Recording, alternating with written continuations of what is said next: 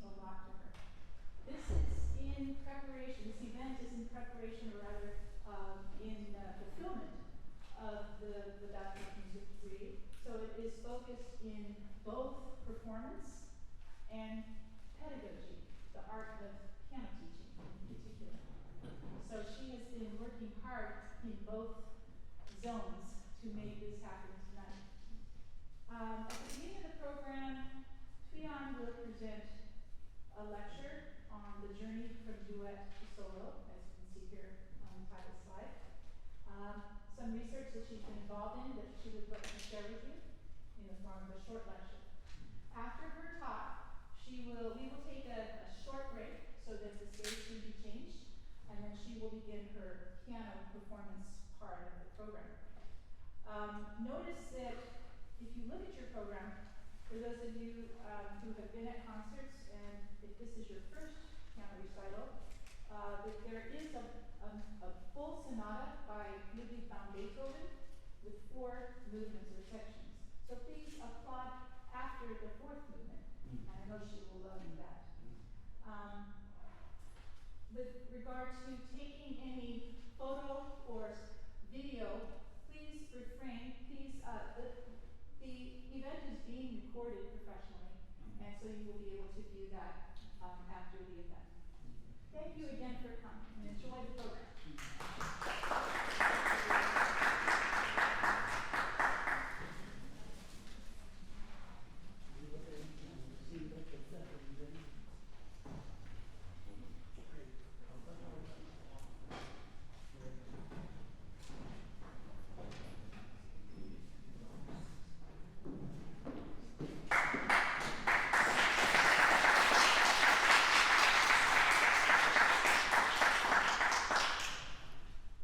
Good evening, and thank you for attending my lecture recital. Today I would like to share my project, The Journey from Duet to Solo, the impact of piano duet playing on intermediate pianist solo development. In traditional piano studies, students spend most of their time working on solo repertoire, focusing on technique, accuracy, and individual interpretation. While this approach is essential, it often limits opportunity for students to develop collaborative skills. To address this limitation, piano ensemble playing offers a valuable alternative by introducing ensemble elements within the familiar context of the keyboard. Piano ensemble playing can take many forms, such as piano duo with 2 pianists and 2 pianos, and 4-hand duets with 2 pianists at 1 piano, or 8 hands with 4 pianists at 2 pianos.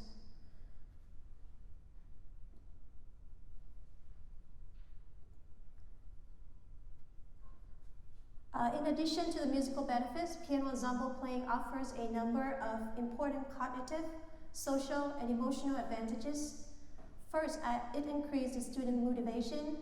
The social aspect of playing with a partner makes practice more engaging compared to practicing alone. It also makes learning more enjoyable, and this can help sustain student long-term interest in music. Another important benefit is building confidence. Because responsibility is shared between the 2 performers, students often feel less pressure during performance. In addition, duet playing develops important social skills. Students learn how to communicate both verbally and musically, cooperate with a partner, and make a shared decision in interpretation. Finally, ensemble playing support emotional development. Students build empathy and awareness as they learn to listen and respond to another person. It also encourages patience and teamwork throughout the rehearsal process. In this presentation, I will focus on the piano duet setting and how it benefits the solo piano performance. I will first compare the skills required in solo versus duet playing, such as rhythm, listening, interpretation, and pedaling. Then demonstrate how these skills transfer back to and enhance a student's development as a solo pianist. My discussion will be geared towards the intermediate level of piano study, and I will use the piano duet called Rumba de la Noche by Mike Springer as my primary teaching example. In solo playing, students are fully responsible for all of the musical elements, including rhythm, phrasing, dynamics, and interpretation. While this independence is important, students often have to manage and refine their timing and listening on their own. On the other hand, in duet playing, students must share musical responsibility and coordinate with a partner. This creates a more interactive musical environment that requires constant awareness, coordination, communication, and listening, helping students to keep a steadier tempo and listen more closely to the overall sound. In the next part of my presentation, I will discuss 4 crucial skills in performance for a pianist: rhythm, listening, interpretation, and pedaling, and compare these skills in both solo and duet settings. Solid rhythm performance is essential for all musicians. In solo playing, students may rush or slow down without immediately noticing. In duet playing, a common sense of pulse between 2 players is necessary.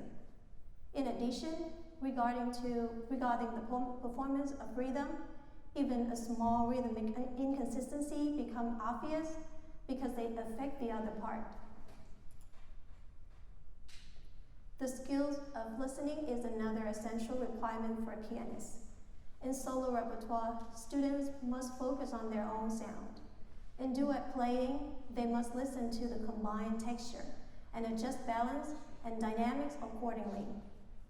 This shift from focusing on one's own sound to listening and responding to another player is a key difference between solo and duet setting. The development of interpretive skills for intermediate students is ongoing in piano lesson.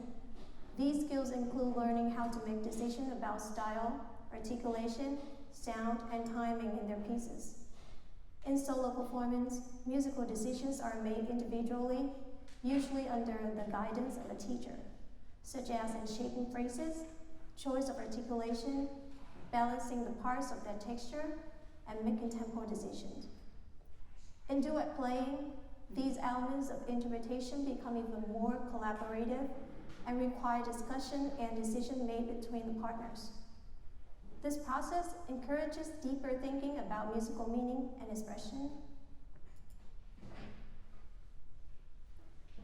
In addition, pedaling in duet playing requires a different approach than in solo performance. In solo playing, students typically use the damper pedal based on their own interpretation of phrasing, harmony, and tone color. However, in duet playing, use of the damper pedal affects both performers' parts, so it must be coordinated carefully to maintain the clarity and the overall texture. It is a shared responsibility of both partners to participate in making pedaling decisions, depending on the needs of their individual parts and the overall effect. In most duet situations, the secondo player is responsible for controlling the pedal, not only because of the position of their body is in relation to the pedal, but also because the bass line of their part provides the clearest indication of the harmonic changes. However, pedaling for the primo part is also considered when making pedaling choices, since these decisions must consider both of the parts as a whole. If the pedal is not coordinated properly, their sound can easily become blurred, particularly in passages with fast rhythms or thick textures. One important pedagogical advantage of duet playing lies in how these skills transfer back to the student solo performance. Let's go back to the previously mentioned categories of rhythm, listening, interpretation, and pedaling. In the category of interpretation, I will break that down into 2 subtopics: musical expression and musical awareness. With regard to rhythm, duet playing requires a consistent shared tempo, which helps students develop a stronger sense of pulse. This leads to a more stable and controlled rhythm in solo playing, as students accurately subdivide the pulse into smaller units. As a result, students who participate in regular ensemble playing develop a deeper feeling for the steady pulse, along with a more accurate rhythm performance. In duet context, students must constantly adjust balance, articulation, and tone quality based on what is going on in both of the parts. So, when they return to solo repertoire, they become more aware of these elements, which influence their voicing, articulation, and sound production. As I mentioned previously, musical expression and musical awareness are involved in a student interpretation of a work. With regard to musical expression, musicians can use both sound and timing to make their performance more vivid, such as dynamic contrast, phrase contouring, and tempo consideration. Duet playing requires that students coordinate these expressive elements with their partner, such as making decisions together about phrase shaping, adjusting dynamic shadings, and their timing of a given passage. Students can consider more than one option to come up with a desired musical expression. This encourages students to think more clearly about the musical direction and expression. With regard to musical awareness, duet playing develops flexibility and responsiveness, as students must adapt as they are practicing with their partner. These skills support more confident and expressive solo performance. Similarly, the pedaling skills can transfer directly back to solo performance because duet playing often creates a thicker or more complex texture. Students become more aware of how excessive pedaling can blur the sound. As a result, they learn to use the less pedal, such as half pedal, quarter pedal, or no pedal at all to maintain the clarity, especially in passage where the texture is dense or rhythmically active. When students return to solo repertoire, they apply the same awareness to the passage with the similar complexity, treating them as the layered texture that require careful control. These ideas can be clearly seen in practice the piece Rumba de la Noche by Mike Springer.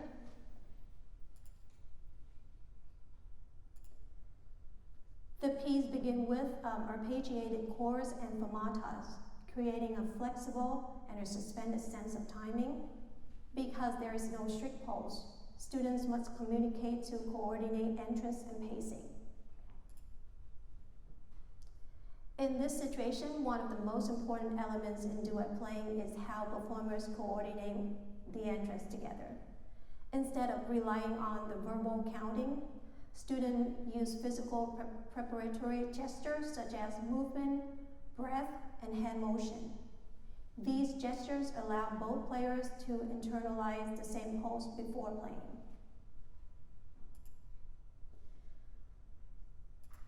This coordination becomes especially important in transition into the molto allegro section. Because the tempo suddenly becomes fast and rhythmically active, any hesitation can disrupt the flow of the music.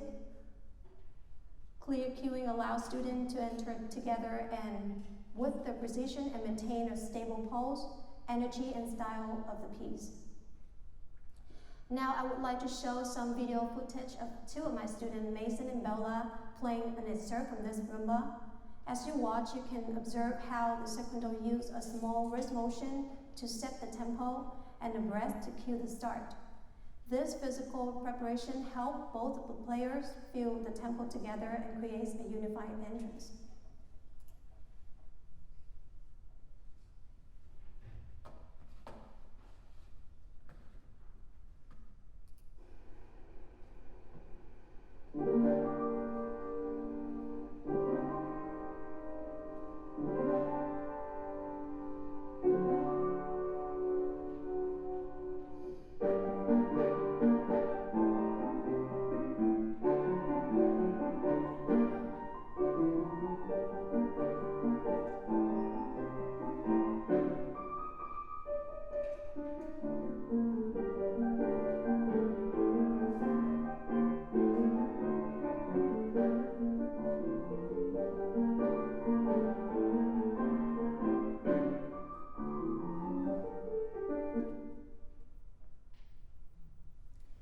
can see, the use of the secondal wrist motion and breathing leading to a more coordinated and confident entrance and avoid any risk of unstable and rushed transition. The piece also requires rhythmic accuracy through the syncopation and its dance-like character. Both players must maintain a consistent sense of group pulse and overall groove for this style. In addition, the melody frequently shifts between the two parts, which requires students to listen carefully and adjust the sound to bring out the melody in their part. In conclusion, piano playing is a powerful pedagogical tool that develops rhythm, listening, coordination, and expression. Most importantly, these ensemble skills transfer directly back to solo playing. As a result, duet playing helps students become more stable, aware, and expressive pianists. In addition, duet playing brings enjoyment and gives students more opportunity to play together, which further motivates and engages them. Finally, I would like to mention that studio teacher can create situations in their studio that enable more duet playing and piano ensemble experience for their students, making it a part of their regular curriculum. I would like to thank the member of my recital committee, Professor Allison Edwards, Dr. Robert Watson, and Professor Ellen Kim for their guidance throughout my process, and to my family and friends for their great support. Thank you all for attending my presentation today.